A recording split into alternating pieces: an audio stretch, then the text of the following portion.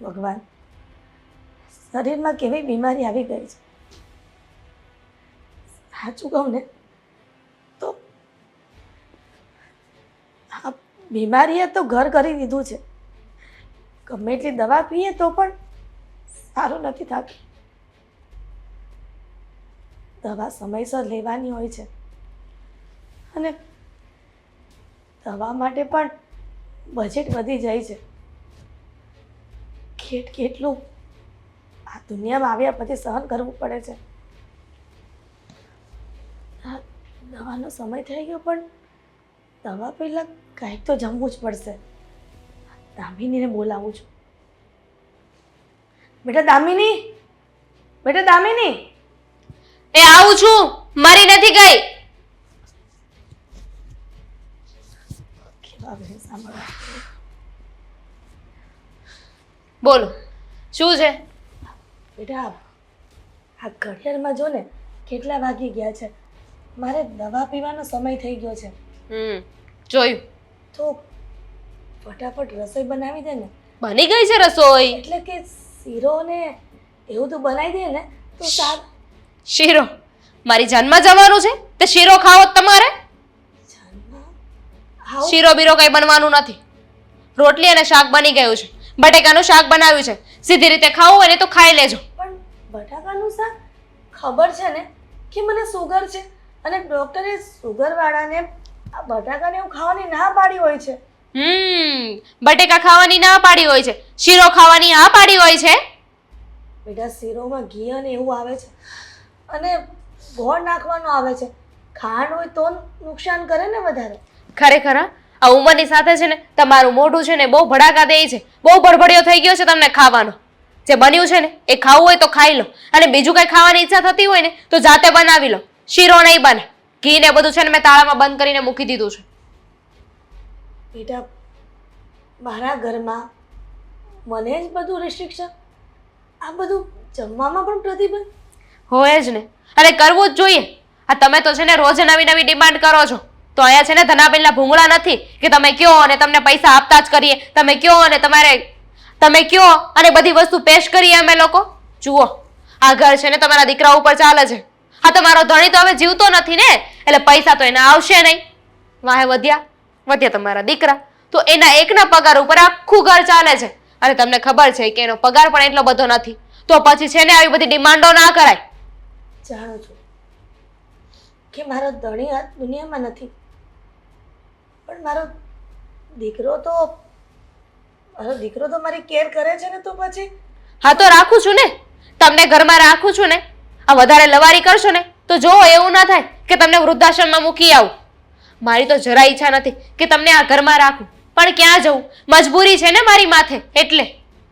દામિની, તું આ ઘરની વહુ છે પણ તું તો એમ કહેતી હતી કે દીકરી બનીને રહીશ. તો પછી આ વહુપણું ક્યાંથી આવ્યું?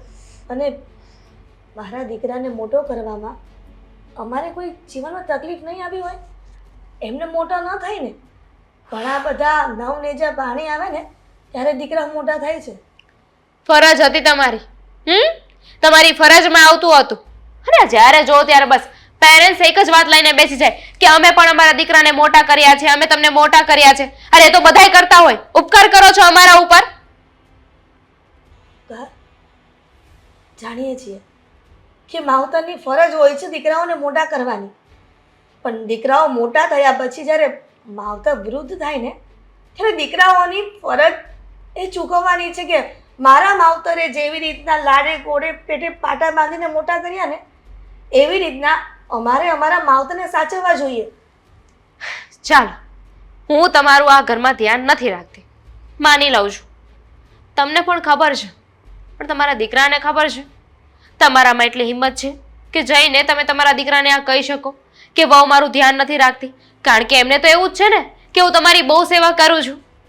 અને જો તમે ભૂલે ચૂકે પણ એને કહેવાની કોશિશ કરી છે ને તો તમને તો ખબર છે ને કે આ ઘર છોડીને જતી રહીશ.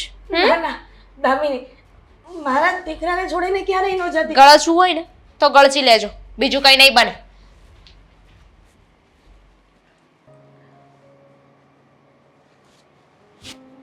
હા મમ્મી, મમ્મી મમ્મી હા કેમ છે તમારી તબિયત? સારી છે બેટા. ખબર નહીં આ બેઠા બેઠા ઊંઘ આવી ગઈ. દવા પીવું છું ને અને એટલે તમે જમી લીધું? હા તો જમી ક્યારનું લીધું. જમી લીધું. હા પાડો છો? અરે ખાલી થોડી ઘણી તો મારી વાટ જોવાય ને, તો આપણે હારે જમીએ. હા બેટા જાણું છું કે થોડી ઘણી રાહ જોવાય, પણ તને ખબર છે ને કે આ સુગરનો પ્રોબ્લેમ છે, તો ડૉક્ટરે સમયસર દવા લેવાનું કીધું છે, અને દવા જમ્યા વગર તો લેવાય નહીં. એટલા માટે મેં વહેલું જમી લીધું. તું એક કામ કર, હા તું જમી લે નિરાતે. તારે મારી ચિંતા નહીં કરવાની. આ તારી ઘરવાળી હોતે ને કેટલી રાહ જોવે છે તારી.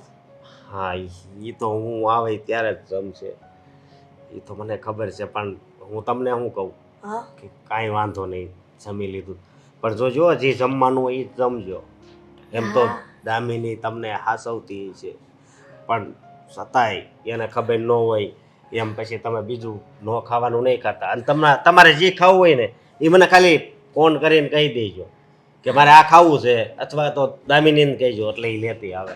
હા પણ પણ તો તમે છે ને કાંઈ ચિંતા નહીં કરતા. હા હસકા, હા તારા કરતાં તો મારી વહુ મને સારી રીતે સાચવે છે. આ પાણી માંગ્યું હોય ને તો દૂધનો ગ્લાસ મને આપે છે. ક્યારેય તારા ગયા પછી નોકરીએ મને ક્યારેય તકલીફ નથી આપતી. આ જે કહું ને એ બધી રસોઈ મને બનાવીને ખવડાવી દે છે. ખરેખર હા, દામિની તમારું ધ્યાન રાખે છે ને, એટલે જ હું મારી ઓફિસે નિરાતે કામ કરી શકું છું. કારણ કે પછી કાંઈ મને ઘરની ઉપાધિ હોય નહીં. અને પાછી તમને ડાયાબિટીસની પ્રોબ્લેમ છે, એનું મને બહુ દુઃખ થાય છે. પણ પાછું હવે દવાખાને ક્યારે દેખાડવા જવાનું છે? હા હવે દવાખાને આજ નથી કેટલી જાવ. તારીખ છે? 27 તારીખ છે. 27. તો 4 તારીખે બતાવવા જવાનું છે. બેટા હવે નથી જવું. આ અરે ડૉક્ટરની ફાઇલ ફાઇલમાં જ લખેલું છે કે 4 તારીખે બતાવવા જવાનું છે. હા જાણું છું, લખેલું છે કે 4 તારીખે જવાનું છે, પણ તો પછી? ડૉક્ટરની ફાઇલ કેટલી મોંઘી છે અને તારો પગાર કેટલો ટૂંકો છે. અરે હવે શું ઘર થઈ ગયું? ચલાવું. હા, પગાર ટૂંકો છે તો શું થઈ ગયું? હા, તમે છે ને આવી વાત કોઈ દિવસ નહીં કરતા. કદાચ તમારા માટે મારે મારો જીવ આપવો પડે ને તોય હું આપી દઈશ. હસકા, હા, આજે ભલે બોલ્યો, બીજી વખત આવું ન બોલતો. તો તમે નહીં બોલતા કે ફાઇલ બહુ મોંઘી થાય છે એમ.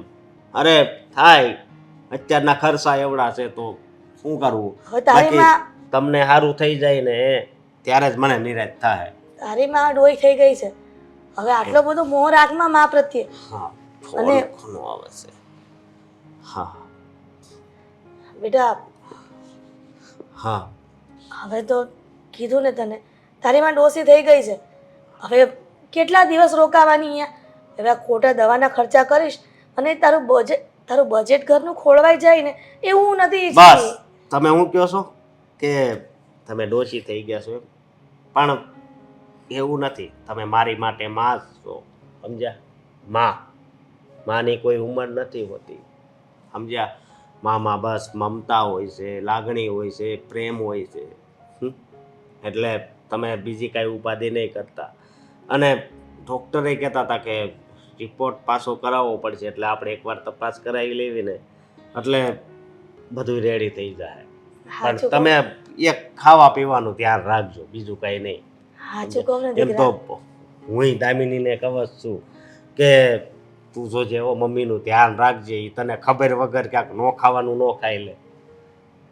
સાચું કહું ને દીકરા, હા આ શ્રવણ જેવી રીતના એના આંધળા મા બાપની સેવા કરી અને કાવડ લઈને આ દેવ દર્શને લઈ ગયો તો ને, બસ તું એવો જ છો.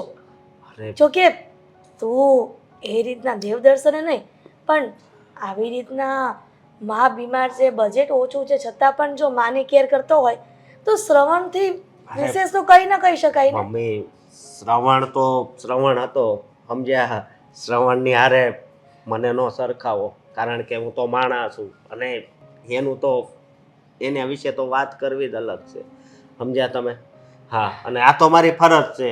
તમે 9 મહિના તમારા પેટમાં મને પાલવો એ હું બધું હું ભૂલી જાઉં. હાલો. હા ભાઈ. અરે ના ભાઈ ના, હમણાં છે ને સમય જ નથી મારી પાસે.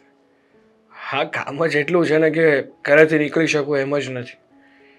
અરે એકવાર ફ્રી થઈ જવા દે ને, પછી કંઈ પ્લાનિંગ કરીએ આપણે જવાનું. હા, શું કે બાકી શાંતિ? આવો કોઈ દિવસ કપલમાં ઘરે બેસવા માટે. હા, કાંઈ નહીં, ચાલ હું તને પછી કોલ કરું. મૂકું. હા હા હા, બોલો ગુટી. એક વાત કેવી હતી તમને. અરે એક કેવી હોય તો એક કે, 5 કેવી હોય તો 5 કે, પણ શું વાત કેવી છે એ તો કે. મારા મમ્મી હારે વાત થઈ હતી, મારે ફોન કર્યો તો મેં એને.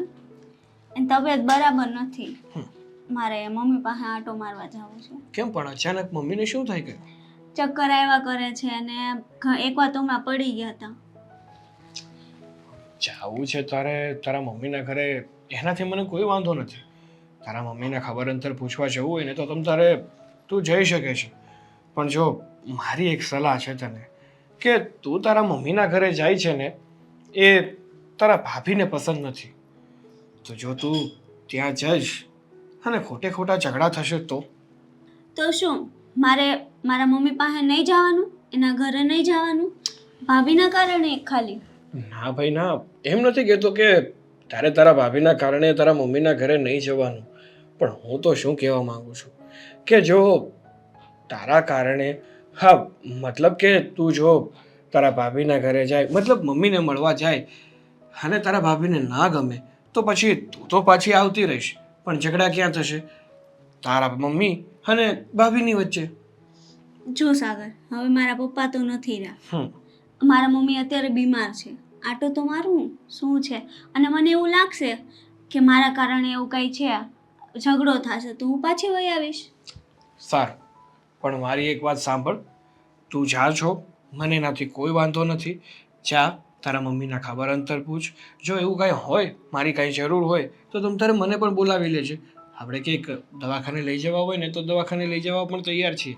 અને બીજી વાત, તું જા છો એનાથી મને કાંઈ વાંધો નથી, પણ તારા અને તારી ભાભી વચ્ચે ઝઘડો ના થવો જોઈએ.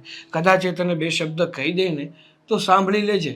ખોટી એની વિરુદ્ધ કંઈ બોલતી નહીં, કારણ કે પછી છે ને ખોટા ઘરમાં ઝઘડા થાય અને એ વાગ તારો આવે ને તો એ મને પસંદ નથી. સાચી વાત છે સાગર. જો ભાભી મને કંઈક કહેશે ને તો હું સાંભળી લઈશ. હું કાંઈ નહીં બોલી એની સામે. અને હા, હું મમ્મીને મળવા જાઉં છું ને, એને મળી શાંતિથી હું આવી જઈ. સારું. અને જો તારા ભાભીને કંઈ વાંધો ના હોય અને તારે રોકાવું હોય ને તો તારે તું રોકાજે મમ્મી પાસે, બસ. ઠીક છે. હા, હવે જવાની કઈ રીતે? એકલી જઈશ કે હું મૂકી જાઉં? આ બસ સ્ટોપ સુધી મૂકી દેજો, ત્યાંથી હું વહી જઈશ. સારું, તો હું તને બસ સ્ટોપ સુધી મૂકી જઈશ, ત્યાંથી જતી રહેજે. અને મમ્મીના ઘરે જાય છે, મમ્મીની તબિયત ખરાબ છે તો ખાલી હાથે ના જતી. એવું હોય ને તો સફરજનને એવું લેતી જાય. એ તો પછી હું ત્યાં જઈને લઈ લઈશ. અહીંયાથી પહેલાં હું જાઉં તો ખરા, શું છે શું નહીં, ત્યાંથી હું બધું જ લઈ આવીશ. સારું, તો ચાલ મૂકી જાઉં તને. હા ચાલો. હા.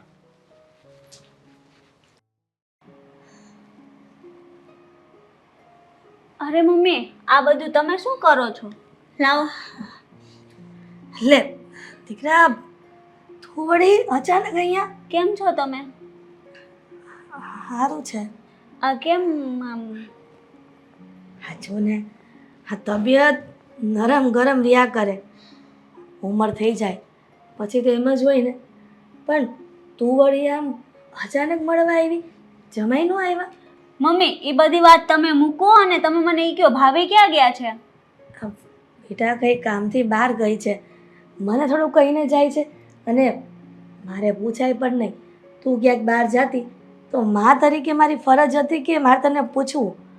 પણ વહુને તો પૂછાય નહીં ને સાસુ તરીકે, નહીંતર એને ખોટું લાગી જાય. કેમ મમ્મી? એ આ ઘરની વહુ છે, તમે એટલું ના પૂછી શકો ક્યાં જાશો? વહુ છે એટલા માટે જ ન પૂછી શકાય.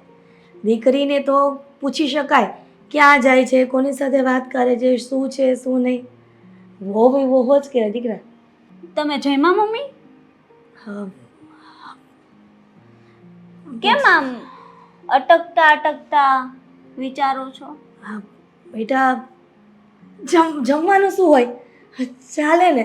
જમ્યા વગર દવા લઈ લઉં છું, કેમ કે તને ખબર જ છે કે સુગરની દવા સમયસર લેવી પડે, અને જો ન લઉં ને તો સુગર વધી જાય, અને સુગર વધી જાય તો મને ગમે ત્યારે ચક્કર આવીને ગમે ત્યાં પડી જાઉં છું.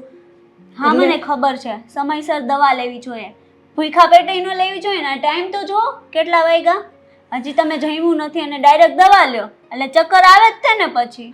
હશે બેટા, ધીમે બોલ ને, આજુબાજુવાળાને ખબર પડશે ને તો આપણા ઘરની બદનામી થશે, એટલે તું કાંઈ બોલમાં. અને બેટા તું હોય ને તો હું તને વળીને કહી શકું કે ગમે એમ કરીને મને સમયસર રસોઈ બનાવીને આપ. વહુના સાથે રહેવું હોય ને એટલે અઘરું છે. આ કહેવાય છે ને કે દીકરીની માં રાણી અને ગડપણમાં ભરે પાણી. હા, એના જેવું જ થયું છે. પણ છે ને કોઈને કંઈ કહેતી નહીં હો, તું કોઈને કંઈ કહેતી નહીં. જો મમ્મી, એ ભાભી શાગરની વહુ છે, પણ તમે એને મારા કરતાં ઓછી નથી રાખી, તો તમે એને શું કામ ન કહી શકો? તમારી ફરજ બને છે ને તમારો હક છે એને કહેવાનો. દીકરા, બધું કહેવું અને કરવું એમાં બહુ ફરક હોય છે. કહી તો હમણાં દઉં, પણ તારા પપ્પાના ગયા પછી આશરો તો મને દીકરા અને વહુનો જ છે ને. તું સાસરે જતી રહી, પણ તને ખબર છે અશોક તો મને આથડીમાં રાખે છે. મમ્મી મમ્મી કરીને મરી પડે છે બિચારો. ઓફિસેથી આવે ને તરત પૂછે, મમ્મી તમે જમી લીધું? પછી મારે હા પાડવી પડે છે. જો એને ના પાડું તેને દુઃખ પણ થાય. શું મમ્મી, તમે જમ્યા વગર ભૂખા પેટે દવા લ્યો છો, આ ભાઈને વાત ખબર છે? છોટી, આ વાત છે ને કોઈને કરતી નહીં, અને કરીશ ને તો તને મારા સમજે. મમ્મી સાંભળ, તારા ભાઈને વાત કરીશ ને તો બહુ દુઃખી થશે. હું મને ક્યારેય એ વાત નથી કરતી કે એની ઘરવાળી મને સમયસર જમવાનું નથી આપતી ને હું જમ્યા વગર દવા પી લઉં છું. શું કામ મમ્મી? પણ પ્લીઝ બેટા, મારી દીકરી છે ને ક્યારેય તારા ભાઈને આવી વાત ન કરતી, અને મારા સમજ. મમ્મી ક્યાં સુધી આમને મકારશો તમે? ક્યાં સુધી આવી રીતના રહો? ભાઈને વાત તો કરવી જ પડશે ને. કીધું ને તને ન કરતી એમ. શું કામ મારી વાત નથી માનતી? ચા, અહીંયા આવી છે ને મારવા, તો રહેવું હોય તો રે થોડી વાર, નહીં તો જતી રહે તારા ઘરે.